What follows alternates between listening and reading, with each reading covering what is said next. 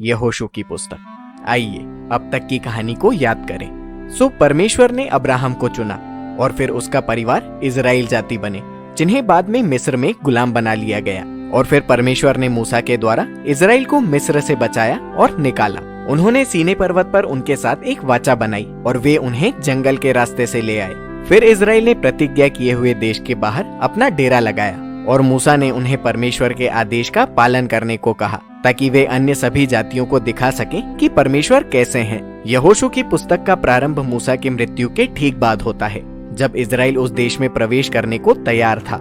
यहोशू की कहानी को 4 मुख्य घटनाओं के साथ रचा गया है। पहले यहोशू इजराइल को प्रतिज्ञा किए हुए देश में ले जाने का नेतृत्व करता है और फिर वहां पहुंचने के बाद वे कनानियों के विरोध का सामना करते हैं।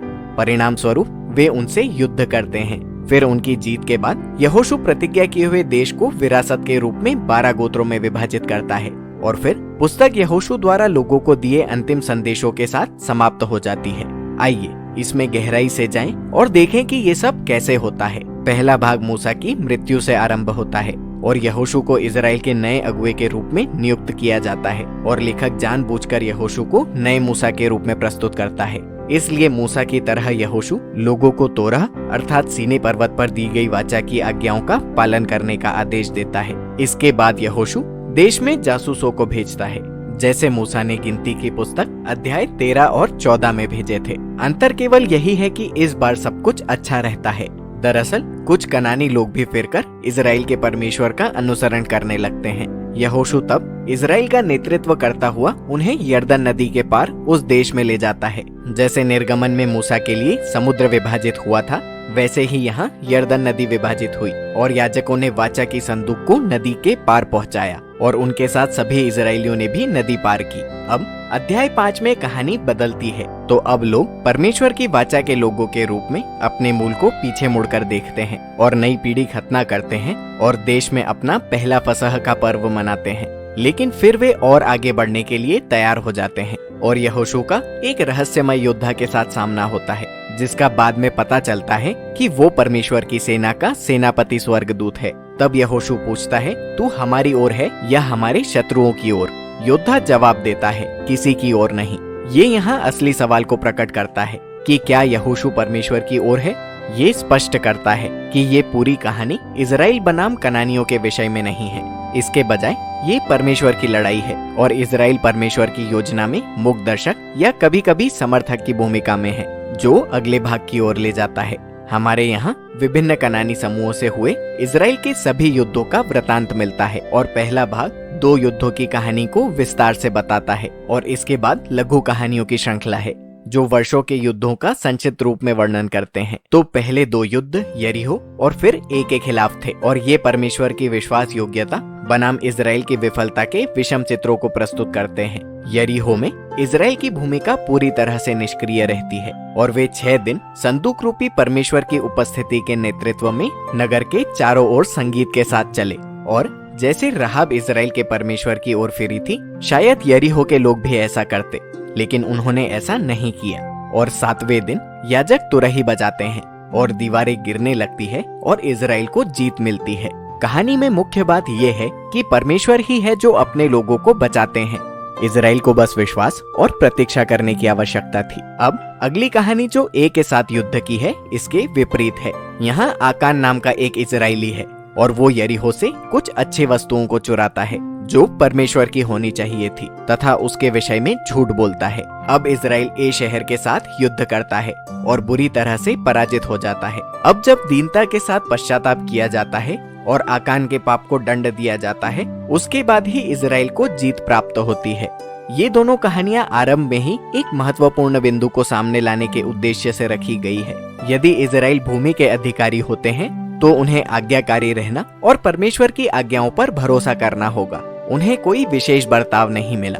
अब इस खंड का दूसरा भाग कनानी लोगों के एक समूह गबोनियों के साथ प्रारंभ होता है। उन्होंने राहाब की तरह इजराइल के परमेश्वर की ओर फिरकर उसका अनुसरण किया और इजराइल के साथ मेल किया। ये सभी कनानी राजाओं के विपरीत है, जो इसलिए संधियां और गठबंधन करने लगते हैं क्योंकि वे इजराइल को नष्ट करना चाहते हैं।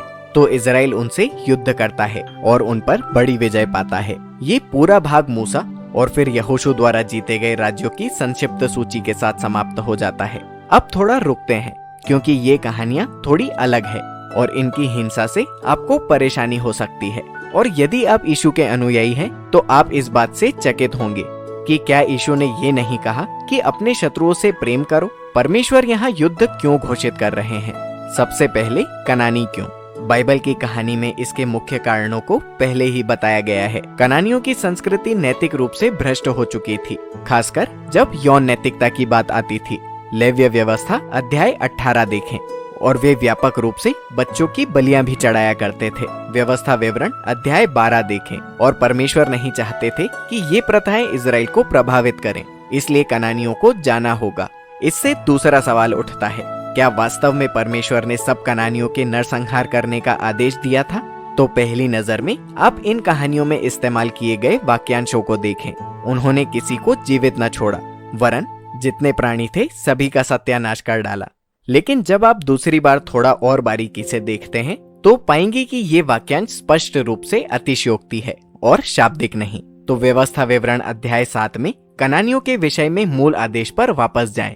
इजराइलियों को पहले कनानियों को खदेड़ने के लिए कहा गया था और फिर बाद में ये आज्ञा भी दी थी कि उनके साथ विवाह न करना या उनके साथ व्यापार न करना। मुझे लगता है कि आपको मेरी बात समझ आ गई है। जिसे आपने नष्ट कर दिया, आप उससे कैसे विवाह कर सकते हैं? यही विचार यहोशू की कहानियों पर भी लागू होता है। इसे बारीकी से देखें। उदाहरण के लिए यहोशू के अध्याय 10 में हमें बताया गया है कि इजराइल हेब्रोन या दबीर नगरों में किसी को जीवित न छोड़े। लेकिन बाद में अध्याय 15 में हम इन नगरों को देखते हैं जहां अभी भी कनानियों की आबादी है। तो हम देखते हैं कि यहोशू में अन्य प्राचीन युद्ध वृत्तांतों के समान अतिशयोक्तिपूर्ण भाषा का प्रयोग किया गया है, जो उसकी लेखन शैली का भाग है। इसलिए नरसंहार शब्द यहाँ उपयुक्त नहीं बैठता, खासकर कनानियों के संदर्भ में जिन्होंने इजराइल के परमेश्वर की ओर अपने मन को फिराया था, जैसे राहब या गिबोनियों ने। परमेश्वर का द्वार उन लोगों के लिए खुला था जो उसकी ओर मन फिराते हैं। अंतिम विचार योग्य बात यह है कि ये कहानियां इजराइल के इतिहास में एक अनूठे समय को दर्शाती है।